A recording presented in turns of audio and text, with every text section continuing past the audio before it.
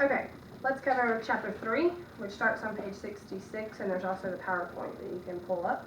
And you guys have the PowerPoint? Okay. All right, this is all about history and what role history plays in how we communicate with other cultures. You know, there's this question that will continually come up over and over again. Should we just move on, forget the past, move on, start fresh? Because there's something to be said for that. Like, let's just, or do we just dwell on the past? Do we continually bring stuff up and talk about it? I mean, there's only so much talking you can do about certain things, right? Well, or what's the good balance? Where's the third option? What's the good medium between them? That's kind of what we're going to talk about.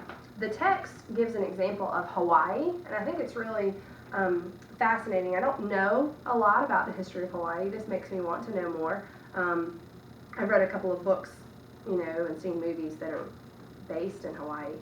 But on page 67, I'm going to read the letter from the Queen of the Hawaiian Islands that she wrote in 1897 to the President of the United States. Okay, so here she is saying, I, Liliuokalani of Hawaii, by the will of God, named heir apparent on the 10th day of April, 1877, and by the grace of God, Queen of the Hawaiian Islands on the 17th day of January, 1893, do hereby protest against the ratification of a certain treaty, which, so I am informed, has been signed at Washington by Messrs. Hatch, Thurston, and Kinney, purporting to cede those islands to the territory and the dominion of the United States. I declare such a treaty to be an act of wrong towards the native and part native people of Hawaii, an invasion of the rights of the ruling chiefs, in violation of international rights both toward my people and toward friendly nations with whom we have made agreements, and the perpetuation of the fraud whereby the constitutional government was overthrown, and finally, an act of gross injustice to me. So here's the Queen. She's writing the President saying, I have heard that the United States wants to take dominion of the Hawaiian Islands, but I'm telling you that we don't want that. I'm telling you that that's against our will. It will be against the operating chiefs. It is an injustice to me personally as the Queen of the Islands, right? Well, how much weight did her letter really carry? And we know not much, because we did take control of the islands, then they became a state, and now they're here. And it's interesting because what you hear about Hawaii, I've never been. Have you been to Hawaii? Did you say you had been to Hawaii? What you hear about Hawaii is, and what you see on TV a lot, besides just the beautiful beaches and the, you know, like tourist part. I mean, Hawaii is a huge tourism attraction.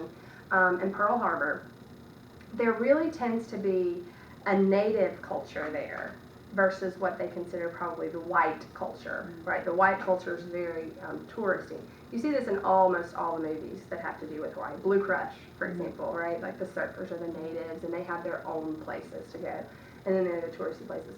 You see the movie 50 First Dates, right? They're locals who live there, even though they are white. They're locals, and they have their own place.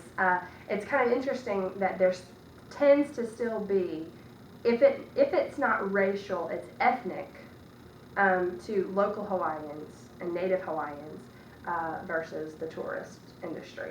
And there's still some form of animosity there. Like, this is where we go, this is our place, and this is not for you to invade as the touristy people. So it's kind of interesting that how much of that still is rooted in the history of not wanting to be a part of the United States back in, you know, the late 1800s. We're gonna kind of keep coming back to this story of Hawaii. It's throughout the chapter, but different perspectives on Hawaii also can come into conflict. So what I think happened, or what I've been told happens in different histories, may or may not be the truth. You know, it may be just what I've been told. I was in a class, I was a history major at Belhaven. I was in a class called the Vietnam Era. And one of our textbooks was so incredibly fascinating. I actually kept it. I mean, you know, we don't keep our textbooks anymore. And it's in my office today, where it's called Patriots, and it's a two-sided book. It's basically stories, letters, reports, oral translations of events that happened in the Vietnam conflict. And what it'll be is, so say conflict A happened at this place on this day. An American soldier or an American person who was there for any reason has written home, written the higher up general, written somebody, right, and wrote down what happened, what they saw happen.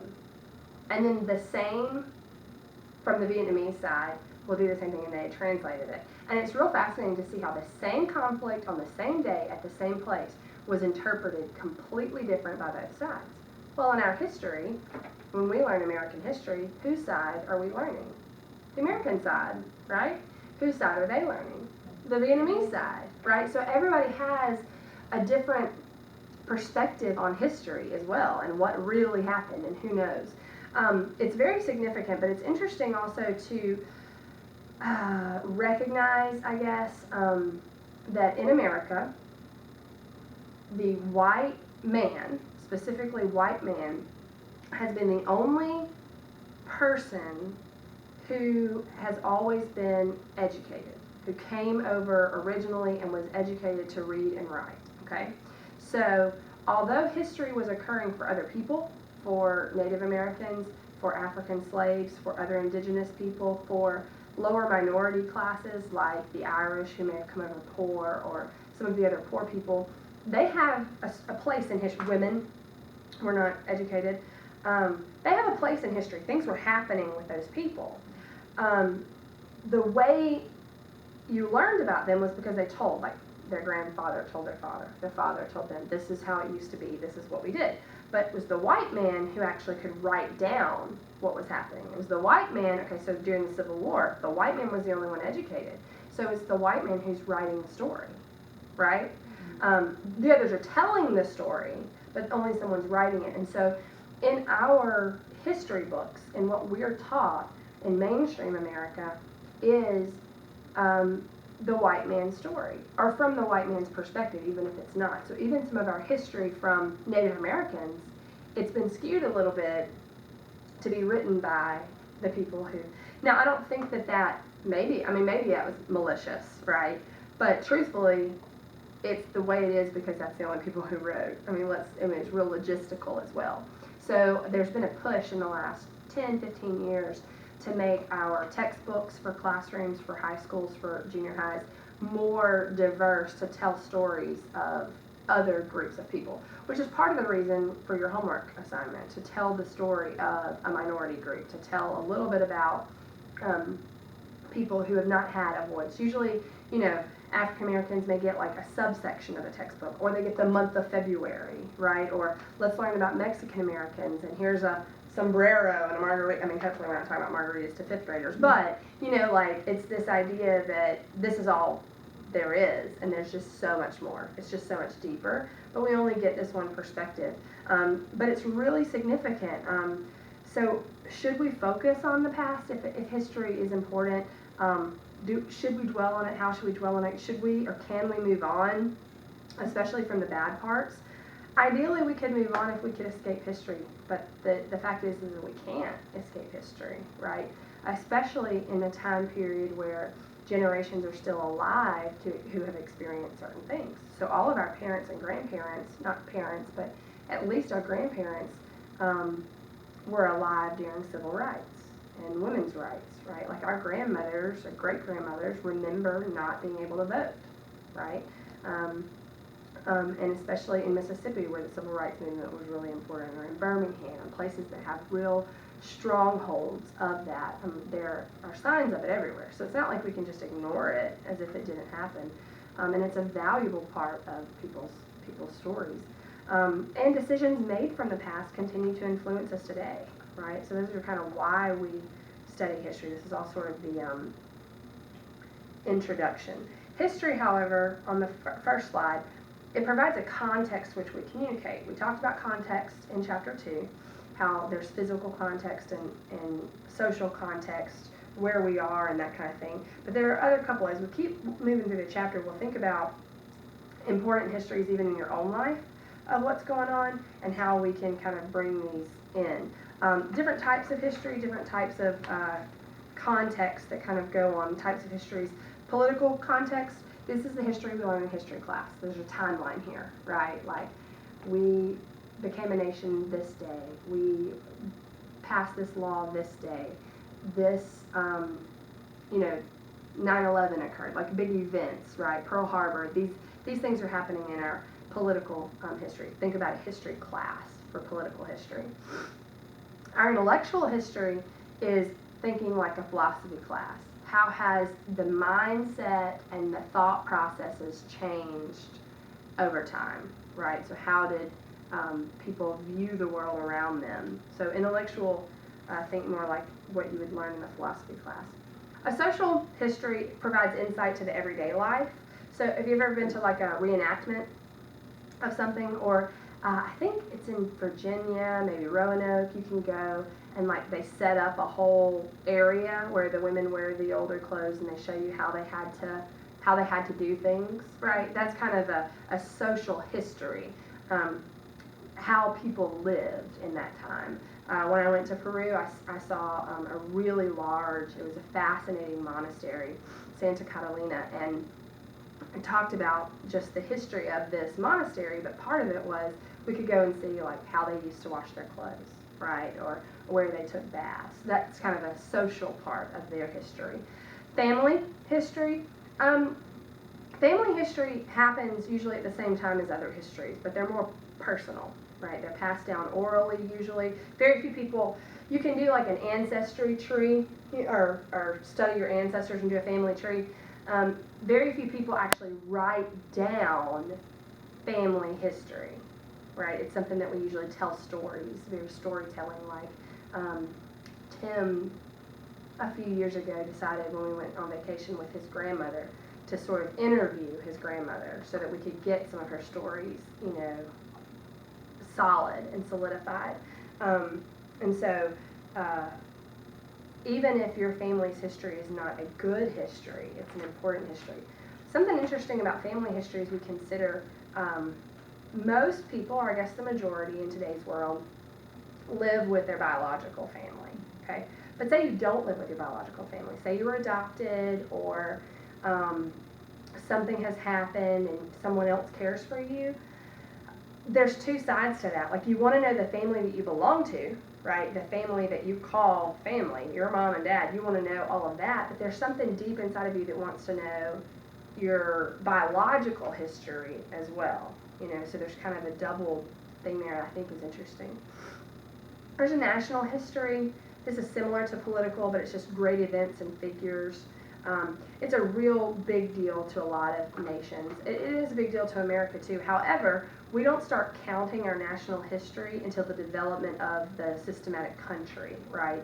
So we don't consider anybody who was here before the founding fathers to be part of our American history, right? But there are, right? There were lots of people here before the founding fathers. We just don't tell those stories. We're told stories, maybe even myths about the great things that have happened as a nation.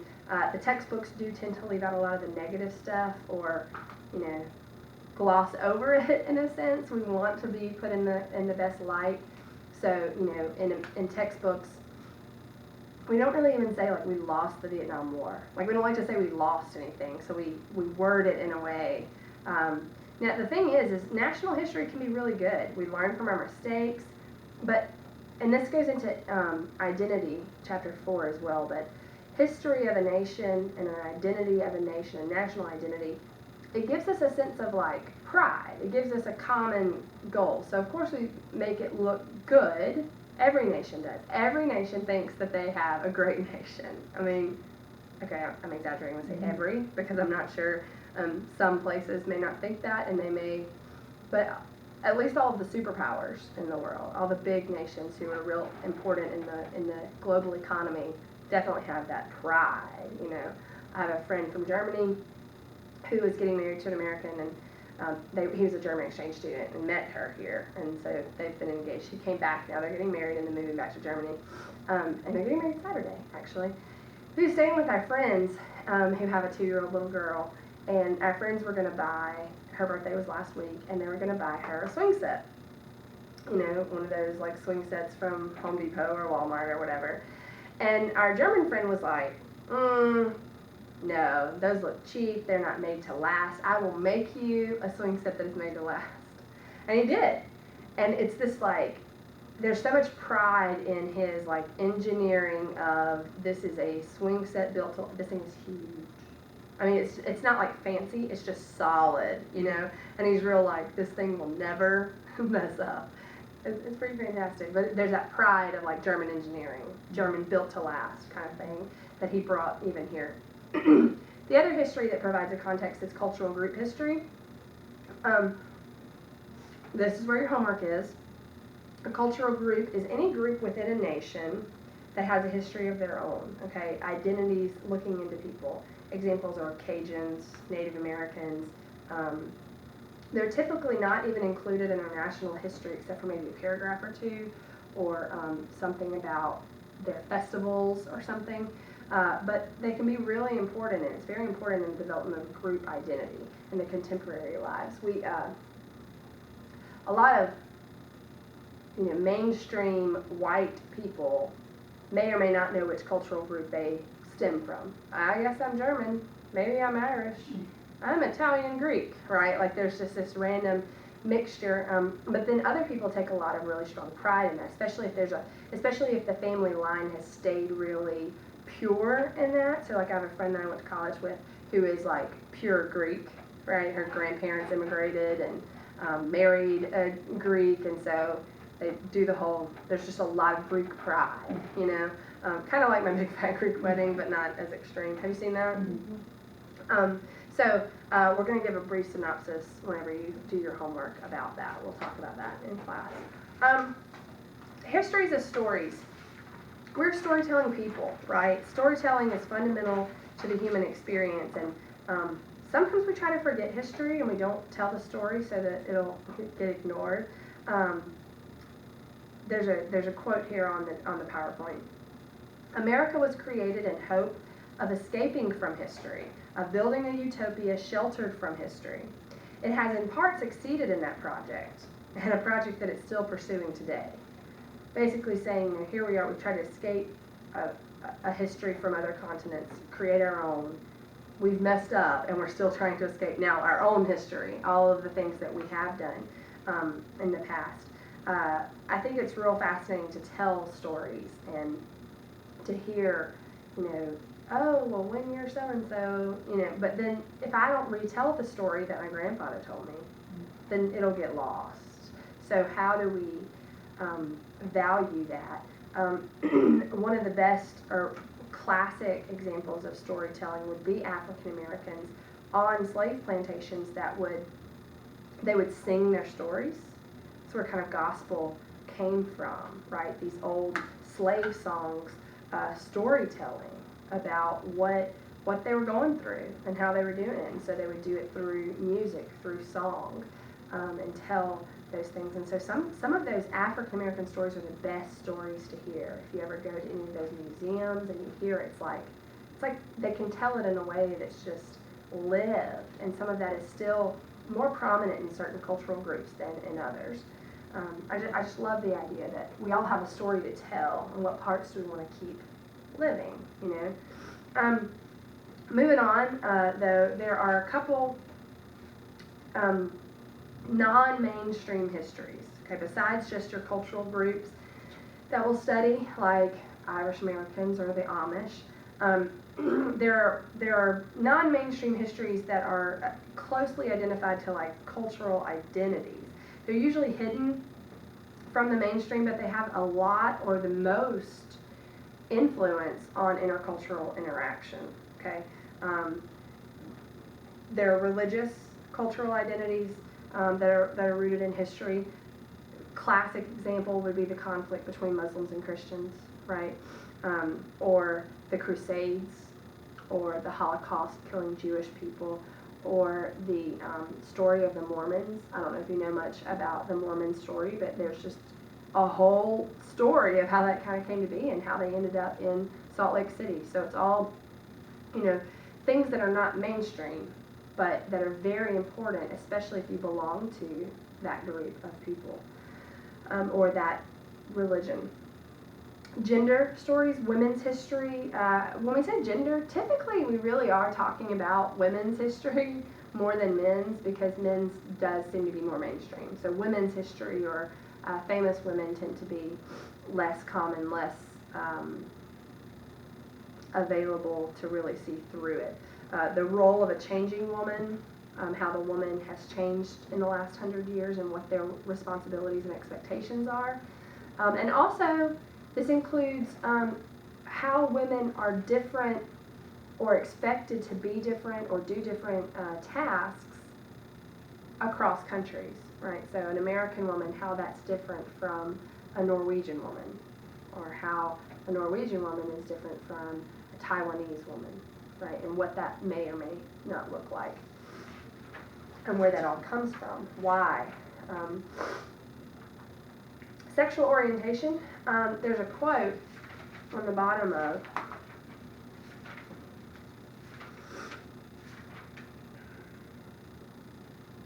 '77. Until recently, the official image of the typical American was hysterically suburban, Anglo-Saxon, monogamous, heterosexual parents, pair bonded with 2 children and 2 cars. This is an image as narrow and propagandist as the smiling workers of China saluting the rice fields. They're saying, here we are, the American dream. 2 heterosexual parents with 2 kids and 2 cars and a white picket fence. This is America. And to say that is just as false as China wanting to promote, look how we love, the workers in the rice fields, love their work, right? It's just not the way it is anymore. It's not what America looks like. And so, and really, let's be honest, since we are talking about sexual orientation, I want to be sure to make a note here. If you disagree with a specific lifestyle, for whatever reason, do not forget that just because you disagree with it does not mean that it doesn't exist, and that real people with real lives and real souls and hearts are living that and have been for a long time. It's not just a fad. It's something that's been around in history for a really long time. The Holocaust wasn't just about Jewish people. Homosexuals and disabled people were also put into the concentration camps. And so there's a history there. We deal with a lot of that in America. We deal with the right for gays to marry, the right for gays to adopt, and we argue that a lot on religious reasons, but you still can't ignore the fact that whether you think it's right or wrong, there are people, right, who are real live people with feelings who are caught up in this, and who want the right to do certain things. And so it is, in a sense, a human rights thing, because these people are human. Right? You see what I mean? So your view on the action, or whether or not you think it's natural or unnatural for someone to be homosexual, does not take away the fact that there are people in this. Don't make it an issue. Sometimes you make it an issue, but don't forget that's not always an issue. Sometimes it's a person that you're talking about. Racial and ethnic, we kind of go into this a lot because it's the most obvious. That mainstream idea doesn't, and mainstream history doesn't have the ability, it doesn't have the time to always bring up and tell, like if I'm going to tell the American white man story from 1800 to 1900, then I'm going to tell the American black man story from 1800 to 1900, then I'm going to tell the Chinese American story from 1800 to 1900, then I'm going to tell, you see what I mean? How long, there are some logistics that say we have to pick and choose, but still be very careful. If we do pick and choose, a lot of time it's just the surfacey stuff. It's the Mexican Cinco de Mayo is all we know about Mexico, right? Mm-hmm. Things like that. So you have to be really careful. It doesn't really get to the core of anything. And so we often overlook things. And some of it's because it makes us feel uncomfortable, right? Lynching or Jim Crow laws, or the fact that Americans put the Japanese in internment camps during World War II. We don't want to talk about that. But it happened, right? Colonial histories, that idea that colonialism determines a lot of issues. It includes language, monarchies. We don't have a whole lot of that in America, although we were colonies at one point, mostly English-speaking colonies. But They deal with that a lot in Africa, right? How many languages a country speaks in Africa is usually connected to who was in control of their country at some point. So some African countries speak German, some speak Dutch, some speak, all these different things. And that has, so their colonialism, their history in colonialism definitely influences today, usually in habits or language or something like that. And then there are socioeconomic class histories. In America, we would love to ignore class. We would love to say, but it is. It's a huge factor in how we experience the past and the present. It's one big reason that people have even come to the United States, right? Some cultures have come to the United States from a poor place, coming hopefully to find wealth. Some people are very wealthy. They come to the States to escape political or some sort of legal persecution, maybe, and then they have money. And so it's one big reason that people have even come. History and communication, so we have all these different histories. If we ignore the past, what happens? Well, if we completely ignore the past of any minority group, any of these that we've talked about, in a sense, we erase part of their history because we've ignored it long enough. If you ignore it long enough, nobody remembers it, so you erase it, and therefore you erase part of their identity. If you erase identities, then we all kind of pretend like we're the same, but we're not, right? So we need to look and see how different histories are negotiated. How can we overcome looking at and making sure that we are using the past appropriately, right? Not dwelling on it. I mean, I don't want to, every time I walk up to someone from the Choctaw Nation, right? We have some Choctaw students here. Walk up to them and say, okay, let's talk about that. I'm really sorry about the Trail of Tears. I mean, wait a minute. Let's see. There's got to be a balance between how we communicate about the past and when we communicate about the past. And there are 3 points here on your PowerPoint. One, understand that history helps us understand who we are and how we feel connected or disconnected to those identities. So if you figure out that you're German American and you learn a little bit about German American history, there may be a disconnect there. Like, okay, that's neat, but I don't, that's not me, and it wasn't my immediate family. If it wasn't you, your parents, or grandparents, there's typically kind of a disconnect. However, it could be your parents and grandparents, and you take a lot of connection to that. Tim's grandmother is Polish, right? So they still have a lot of Polish pride. This is really funny to me. They still make traditional Polish food for holidays, even though all of her kids married Americans, not Polish people. And there's an amusement park in Pittsburgh called Kennywood, and they have a Polish day, a Polish American day, and so Tim's whole family goes, and it's a big, I don't know, it's kind of crazy. But so there's still a connection there. But of course it's because his grandmother, right? Will our kids still feel Polish? Will their kids? I don't know. It depends on how connected we make that in their lives. The other thing is examine how different histories are negotiated in language or in media. Americans tend to like to travel to English-speaking countries when they travel, right? Or watch English-speaking films. And so we are getting a glimpse of other cultures, but only through the lens of our own Hollywood. 3, make ways to find balance between the past and present in everyday life. How we do that is to recognize that your identities do not have the same meaning for you as they might have with someone from a different identity. Each of us brings our own history into each interaction. So even in the idea with Tim being Polish, he may feel less pride in being Polish than his cousin who still lives in Pittsburgh. Because in Pittsburgh, there are a handful of there's a Polish community, right? So there are Polish restaurants, there is Polish festivals, Polish Day at Kennywood. So his cousin, who's in the same generation as Tim, may feel more associated than the other, and that's okay, right? You don't have to force anyone's history on them, but to respect it if they do feel really connected to that. And understand the role that history plays in our identity. And that's the same thing, kind of that respect of, this is important to me, right? Medgar Evers' grandson or Martin Luther King Jr.'s grandson, they're going to feel deeply connected to the civil rights movement and the civil rights action. Maybe less so than someone whose parents have never really talked about it to them or given any stories or experiences, or they've never studied it themselves. Does that make sense? So there are a couple of things we do to sort of bring it in and out.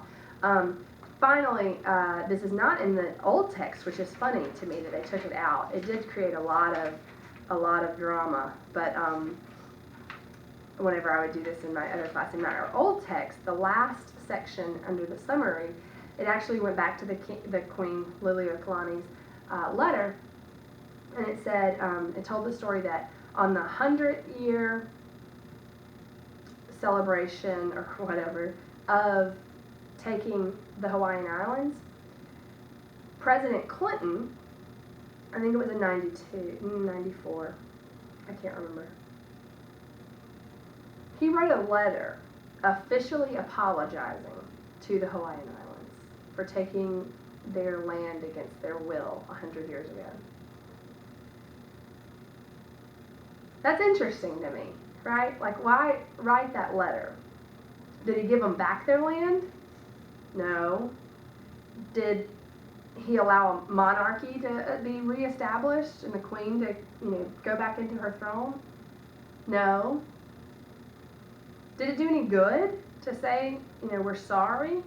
I don't know. I can't say that. I can't answer if it did any good because I'm not Hawaiian, right? The only person who can say if it was effective would be Native Hawaiians who still feel connected and hurt by that. So be really cautious when you try to take responsibility for something that wasn't yours. To sit down, we live in Mississippi, so civil rights was a big deal with African American civil rights.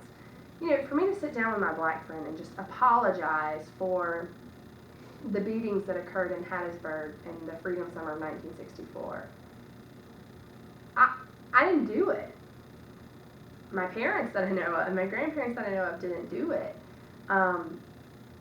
So can I really take responsibility for something that I wasn't connected to and do I have the ownership to apologize? Now, if I grew up prejudiced and used to treat black people with disrespect or discrimination, would not be their friend, would talk about them, and now I have this new friend and I've learned a lot from it, and can I have that conversation with her? Can I say, I used to be really closed-minded about this, and I used to say, I used to be mean to black people. I used to not like them, and I've learned a whole lot, and I'm sorry for the way that I acted. Now, even though I didn't do it to her, there were my actions involved. So that's sort of like moving on up. I want to change from that. That's a conversation that can be had. I can't answer if President Clinton's letter was effective, but maybe a Native Hawaiian could, and we'll see how that goes. So how do you have that conversation? What does that look like? How can you value someone's history and still respect them without making it an issue, without making it an awkward issue? So that's kind of the question I'm leaving you with for chapter 3. So yeah. Thanks.